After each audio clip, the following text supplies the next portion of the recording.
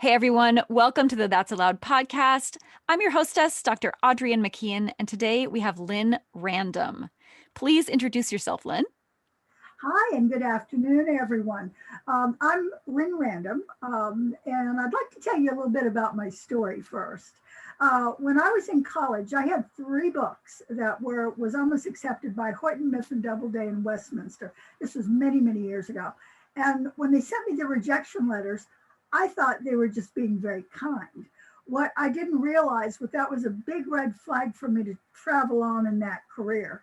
Instead, what I did was I got into marketing, which I was not just very good at. I had a very successful career in international marketing and advertising. I used to speak on behalf of the US Department of Commerce. I had this wonderful career. The only problem is I was in fast lane, wrong track. It was never what I wanted to do. So that's why I am passionate now in urging anyone, whatever you think about that you would love to do, whatever speaks to your heart, you want to get into that and follow that. Learn from my lesson. Get in the lane that you want to be in, believe in yourself, and go forward in that. Absolutely. So, the first question that I always have to ask, and you've partly answered it, it sounds like, Okay. what story is the world not getting? Well, I'm not too much, okay, because I'm very much out there in my two marketing books. I have a number of marketing books. I write romantic suspense. I've got my metaphysical section. But in my marketing books, um, and I'm going to go back to where I was growing up, and my father in particular was very fond of telling me that I was never going to amount to be anything. I didn't believe in myself. And during my 20s, that evolved and I changed, took a lot of reading material, lifting myself up by my emotional bootstraps. But I realized, my own self worthiness. But for so many years, I was mired down with the words that my parents and other people told me. And to be fair, I really didn't need any outside help. I was perfectly capable of self sabotage. So those voices that you hear in the dark. So, and I kind of lay them out there in my marketing books, about words only hurt you if you believe they're true. So you need to learn the truth about who you are. And for me, and in my world, we are all children of God. We're all equal. We're all entitled. We are all of royal blood because the universe created us. Absolutely. Okay. So, you have done so many amazing and wonderful things in your Mhm. life. What are you most proud of? Uh, well, my son, that would be my number one. Um, but right now, and you heard a little bit of my story, to where my passion is right now just infusing and enabling and helping men and women to believe in themselves and to follow their dreams. So that's where I am right now. And toward that goal, I've written two books. One was the spiritual side of I don't know if you can see this very well, but the business side of a spiritual practice. Hmm. This is written for psychics, for mediums, for healers, for yoga instructors, for anyone out there who has their practice and they're doing God's work. So, you can get all the education for those healing practices, but no one tells you how to get out there and to market yourself in a practical way. And you can do this on a shoestring. The other book that I have, this is for authors. These are both niche marketing and it's driving book sales. Driving book sales is almost identical to these two books. But what that is it's for writers and authors to start their writing business and their promotion. You can have the most fabulous, and this is true for both of these groups of nice folks. You can have the most fabulous restaurant in the world, hire the best waiters, have the best chefs, the greatest wait staff, have everything perfect. But if you don't do marketing and promotion, nobody's going to come to see you. So it's important to take a moment, learn how to do this. And I've tried to cover just about everything. I can't think of too many things I missed in both of my books, respectively, for those two markets. So that's how those two books came around. My book, Driving Book Sales, actually occurred, a little backstory, when I was at a writer's conference, and I was going in speaking about how to write romantic suspense or particular genre. And then I'd also do one for marketing, because that's my background over 40 years now. And, and I had this young lady come up to me and she said, well, I want to have a bestseller. What do I do? And didn't mean to be facetious, but I said, great, write a good book. So she said, well, I've done that. She said, and I said, well, then you need to learn how to market and promote your book, because your public relations and your promotional work is going to drive your book sales. You want to have so much word of mouth going that when someone goes into a bookstore or goes over to Amazon, you're the one they think about. Absolutely. This is very much on my mind right now because, of course, I've got another book coming out soon, and this is an area that I know I need a lot of work in, and I know a lot of self-published authors also need a lot of help with. So Yeah. tell us a little bit more about your transformation, because you were in marketing, you had this whole career behind you.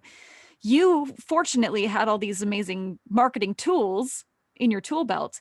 How did you use those to get yourself to where you are now? Well, one of the first things I did, and as I was, and I was with a traditional publishing house when I first got into writing. I was fortunate to have one, and the rules have changed, So be happy to address that in just a moment. But when I retired the first time, so to speak, I started, I finally got on fast lane, wrong track. I finally got into the lane that I wanted to write in. And I was writing my books and I was very happy with it. And as I got into it, I already knew what to do. I had a campaign that was ready to start out. And back in those days, you had a 6-week window when you really sold your books with a traditional publishing house. Amazon has since come in with ebooks. They've changed the world of publishing. And there's no need to go to a traditional publishing house, which is where they give you just a small percentage of what your book is, what they're selling the book for. And but coming into the marketplace, and I had my book, it was like I already had my marketing plan set up. I had my high concept. I had my blurb. I had all the things that were in place when I started selling my books and offering them. And I found out how authors did not know how, where to begin. And I'm going to use very small example of what happened. Was I was at the Southwest Publishers Conference, and there were a group of ladies that did their own radio show, and it was a podcast, and it was very big. And the lady who was in front of me got up there, and she was just rambling. She was clearly in love with her characters and how they met and their first kiss, and she was just all over the board, and I got up next to her because I'd bothered to learn what a high concept was.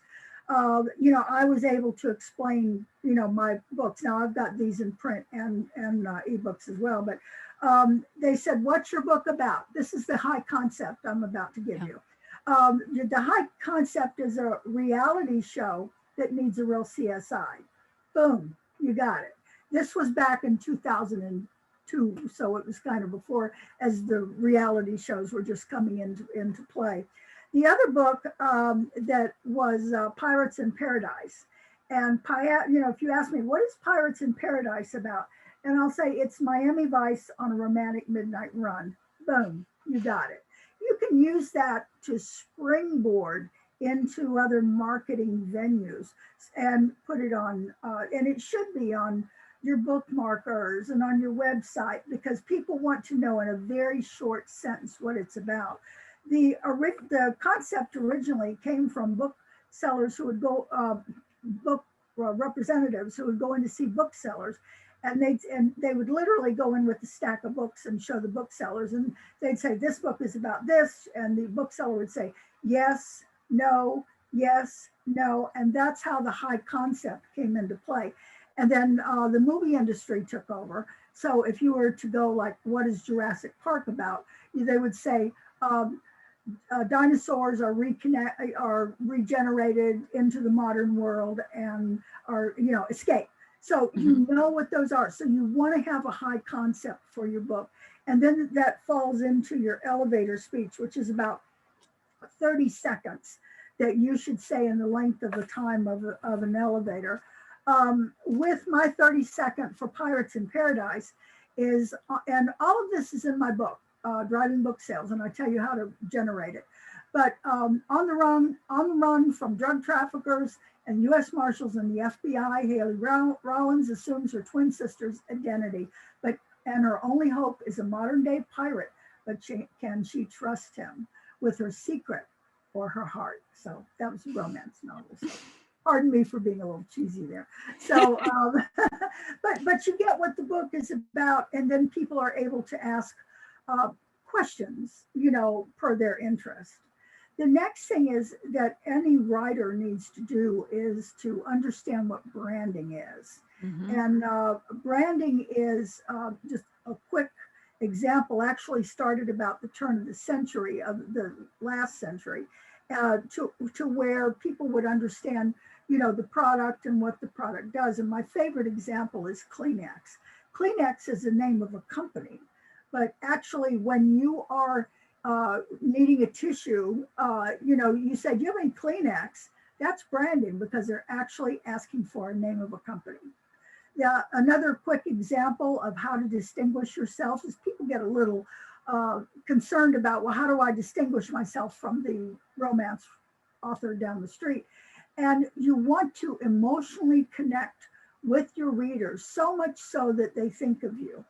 If I look at the peanut butter aisle in my local store, it goes on, my gosh, a mile and a half of all these different peanut butters. What do I pick? I pick Jif, because I'm a choosy mother and I'm a good mother. So I want to emotionally connect the peanut butter so that my son will have a good peanut butter. But it's the same reason why McDonald's builds a store right next to Burger King. They both sell burgers, but you have to distinguish yourself and emotionally connect yourself with the people that are getting ready to turn in and buy a burger. So learn the high concept, the elevator speech, and marketing, and then you can almost springboard into any particular marketing concept that you have. Excellent advice. One of my favorite quotes is by Maya Angelou, and it's, people won't remember what you said, they won't remember what you did, they will remember how you made them feel. And I really live by that. I think it is so essential to be intentional about how you are making people feel and the feelings that you are evoking in your specific selected audience. But it can be really difficult, I know, as an author, to come up with that high concept and see your book from the outside, because you're so far in it a lot of the time. What advice do you have for someone who's like, I mean, I know what my book is about, but how do I communicate that to my audience? When I have 3 separate genres that I write about: my marketing genre, my metaphysical genre, and then my romantic suspense genre. So it really depends who you're talking to and who they want to talk to, that I'm going to give the right Linn Random back to them. But my books are very well known. I'm a very type of Agatha Christie kind of writer, to where there's a lot of twists, there's a lot of turns. So you have to decide how to take that and convert it over to your readers, because like I said, just like Michelangelo, you've got to make them feel. If you're going to be sterile and you're going to say my book is about whatever, but you have to emotionally connect with the reader / buyer of your book. I used to be in sales, and I taught sales, and I've taught salespeople. So one of the things I would tell them is you've always got to emotionally connect your product with the client that you're talking to. So when I was working with real estate clients, I told them, I said, as you're walking through the house, you don't want to say, here's the bedroom, here's the bathroom, here's the living room. You want to walk through and emotionally make that connection by saying, like, look at this beautiful TV room. I know you will enjoy it. You shared with me that you and your husband and kids love, watching movies. This would be a great place to watch those movies in.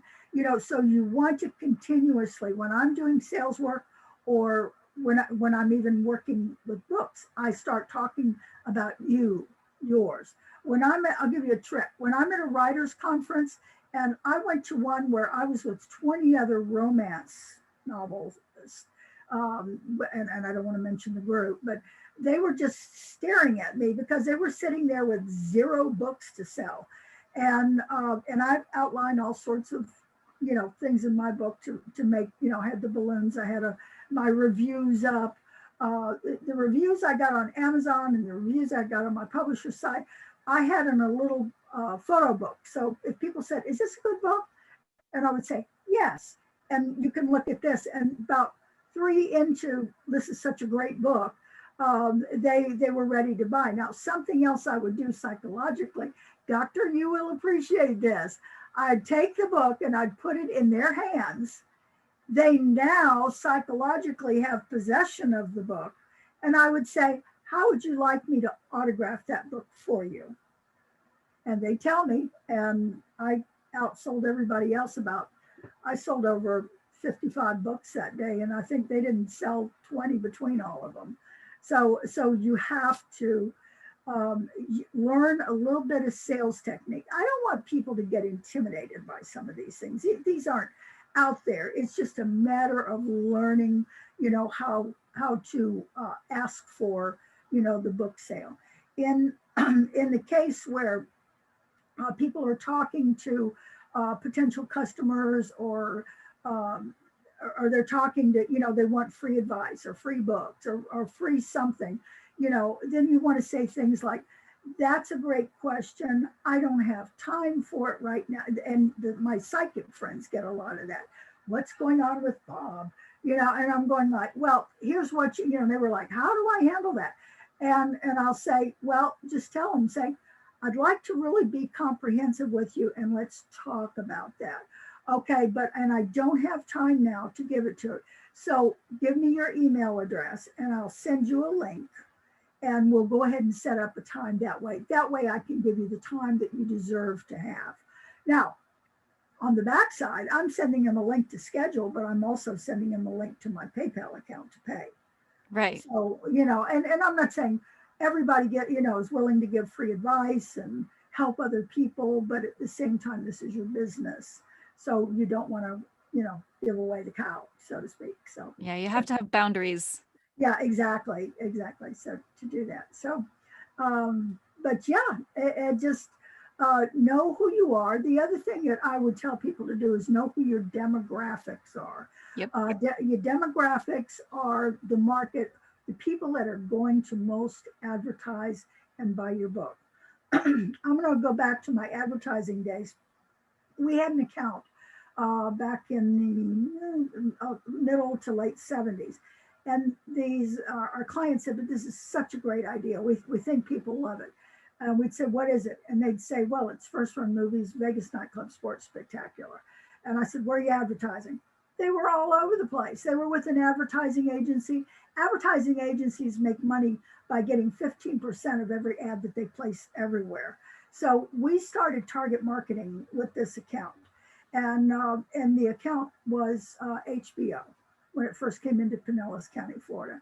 And it was HBO. First thing is you want to educate people. What is HBO? First Run Movies, Vegas Nightclub Sports Spectacular.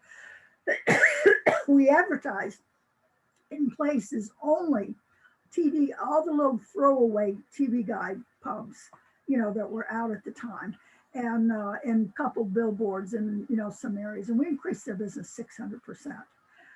I developed the #1 real estate pre-sale in the US. and also in Canada. We sold over 200 homes in less than 2 weeks. So, and I took the same concept, different places, and we sold out. Why was I successful? Because I target marketed to exactly the right audience that I should reach. And authors and writers or spiritual practitioners need to do the same thing. Understand who your market is. If you're writing a romance novel, about 80% of your market are women. Your demographic group are 35 plus. So you want, where do the women go to buy the books? And would you, besides Amazon, they buy the books at grocery stores. So know where people are buying your books. So knowing your audience, absolutely super duper important. That can actually be a really big question, I think, for a lot of people. They haven't really thought about, who am I writing for? Who am I writing to? One thing I always advise, if you're having trouble with that, is really think about, what do you value? What value does this book actually bring? Like, what is the value proposition? And who else values that, right? Who could use that? Exactly. That's really who your audience is. And one thing that really tripped me up as a new author was figuring out my categories, Mm-hmm. because maybe it's simple when it's romance, that's a category, that's a genre. But when you're writing a book that's like nonfiction, it's got some memoir in it, it's got some how-to in it, it's got like, there's a lot going on in there. Figuring out what category to put it under can be kind of tricky. Do you have any tips or tricks around that? Um, I would I would look at people like, who's going to, again, we're back to demographics, but Yeah. who are you people that are going to buy your book? For instance, one I just have this in my head right now, but one of my hotel clients, they were a hotel up in the mountains of North Carolina, and they said, "Well, look at us," and he showed like the major city, like 100 miles from them, is the major center of the world, and they said, "How can I reach the market?" So his market was so spread out, and I said, let's pull it back in, start where your hotel is. You are the center of your universe. So you need to find the people that are most apt to buy your books. So depending on what your story is about, I talked to somebody the other day, and they had, nobody's going to buy my books. And they put it out on a post on one of the loops that I'm on. And I was just shaking my head because people were writing, oh, other immigrant, this was a struggle with a young immigrant who came to this country and lifted herself by the bootstraps and became a success. That was her premise. So she said, oh, I need to go to other immigrants. I'm like, no, that's not your market, because number one, if you're trying to address somebody that's just crossed into our border, God bless them, but they're not going to buy your book. And I said, what you want to reach is that broader market, to where you're reaching people who are interested in getting a book that would tell about how you lifted up by your bootstrings and talked about your biography and how your life is similar to theirs. So for her, I recommended. There's a lot of stories right now. She can focus on cable news. She could go on the Today Show. I've been on a lot of these shows, national TV. She can get her message out, but she's got to look at who's going to be most apt to buy her book. And don't, you want to go to people that can buy your book. So that we're there might be a couple people out there that are going like, oh, I'm just doing this for my soul. Well, get over it. You want to make a little money as well, and I certainly endeavor to do that. But you want to promote yourself and to find your right market. Do you want to talk about your book? I can see what I come up with real fast. Oh, sure. So, Yeah, yeah. I was just going to ask too. So, but what about the opposite problem of like, my book's for everyone? I hear that one a lot with my clients, this is for everyone. Everyone should read this. It's like, okay, but we're going to have to niche that down a little bit. Mhm, So my book, it's called Release Your Masterpiece. And mhm, it's really a kind of hands-on guide to mhm, taking a big leap, making a transformation. Maybe like you've been in a career for a long time that is not making you happy. And there's mhm. just something inside of you that feels like a masterpiece that has not been released. And this is a hands-on how-to guide to get aligned to, your creative source and start releasing those creations that are kind of stuck within you. That's a perfect book. Okay. And I want to, and what I would suggest you do first Hmm. is to take all the groups that you're not a part of. You don't want the mystery writers. You don't want the Right. children's book. You don't want, so who are you left? The one that's going to hear your message the most are going to be women. And there's Hmm. two categories of women that I would say would be your market. Your first category of women would be young women who are emerging out of college or maybe even high school. Yeah. But you have a story that's empowering women. And there's certainly a lot of groups online. There's certainly a lot of publications. Let me circle back to that in a second. There's certainly a lot of venues, that talk about your story and people don't know where to begin. The other side of this, because the middle years are going to be ladies that are, they've got their families that, they'd like to get there, but, Hmm. they might be, they're just busy raising families right now Yeah. and getting from week to week. So who's the other group that has to reinvent themselves? And that would be people my age, Hmm. who are interested in maybe, how do they go back and find themselves? How do they go back, like I did, and create the masterpiece that's inside them? One of the so I would go after the college, graduate, the young person, the 25 to 35 years of age. It's going to be probably closer to, the 25 to 30. But also, just as a suggestion, I wanted to recommend that you go to and put yourself on book clubs. And one of the book clubs I would recommend to you is Girlfriends. And Girlfriends is the publication for the AARP group. Hmm. So they have like 10, I can't remember, it's like enormous number.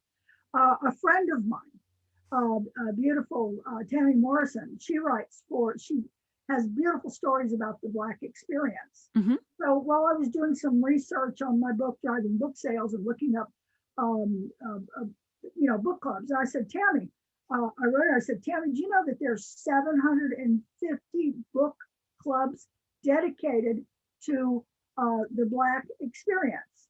Hmm. And I said, no, it's not 750 people, it's 750 book clubs. Those book clubs can be anywhere from 25, 50, 100, 1,000 members.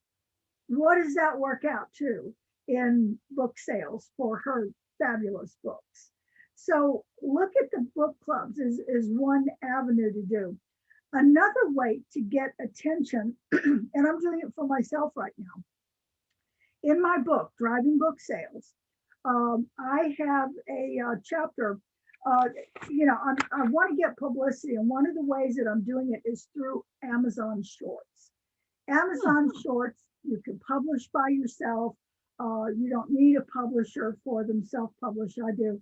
But anyway, my one of my end chapters, and I know you've read my book, thank you. But I changed the title a little bit because in my book it's about how to create a promotional calendar. Well, for this standout book, I wrote how to create a year-round promotional calendar. Hmm. And I'm probably going to be giving it away for free, but I tell people exactly how to create a calendar, from the fact of either doing it online or getting a handheld calendar, and then all the way through schedule like one major event a month and then three little ones. Excuse me. Your big event could be speaking at a writers group or being on a Zoom meeting. And your three other groups could be 1 week or maybe X amount of time that you put to it, promoting your book online. Maybe another week is going to be contacting book clubs and following up with them. And again, you're writing your high concept, your elevator speech and your blurb, and you're presenting it to them. And maybe another one is going to be creating a press release, because you've got to have people. The title of my book is Driving Book Sales, and that's exactly what you're going to do. If you walk into a bookstore, you go to Amazon, and you don't have an idea as to what you want to get, you're going to be deer in the headlights. There's so much out there, so you start narrowing it down. So you want to have that press release out there, and I tell you how to do it. But you have a press release to where somebody reads it and go, well, it sounds like a good book. I'm going to go to my local Barnes and Nobles, and I'm going to buy that book. And they're on a mission because they know exactly what they want. That's driving book sales. So those would be some of the, and as I come up with other ideas, I'll send them to you. But know your market, know how to reach them, and what I'm doing is, I'm lifting out a chapter that is significant. Excuse me. And in my book, after you read how to create a year-round promotional calendar, I've got links that link that book into driving book sales so that they can buy the book. So, and I've also got links in there that when they read it, they can go over to my website and see the other books that I have. So that's one of the things that I would do. I would take a look at your book again, but just take a look at, for the younger woman, I would look at some of these, I don't want to say teenage books, but the little bit of younger market that the younger female is reading. And I'd give them an article and say, okay to print, excerpt of my book, and then and let them have it. They'll probably pay you for it, or you can put it in something like Women's Day, or there's ample amount of online Facebook groups, that you're reading, and you can reach the college. Set up for you, I would also suggest maybe doing a couple speaking engagements, at some colleges and talk about that. Or seniors, again, because it's that time when they are most apt to buy your book, which is when there's a period of major change. Absolutely. Yeah. Great advice. Thank you. But what I tell people to do is to take my book. I don't care if they mark it up. It's not going to hurt my feelings. Or get a notebook beside it. And what I ideally would like people to do is, get a dollar notebook. And as you're going through it, you want to place things in 3 categories. One are things you want to do right now. Number 2 would be things you want to do in 90 days.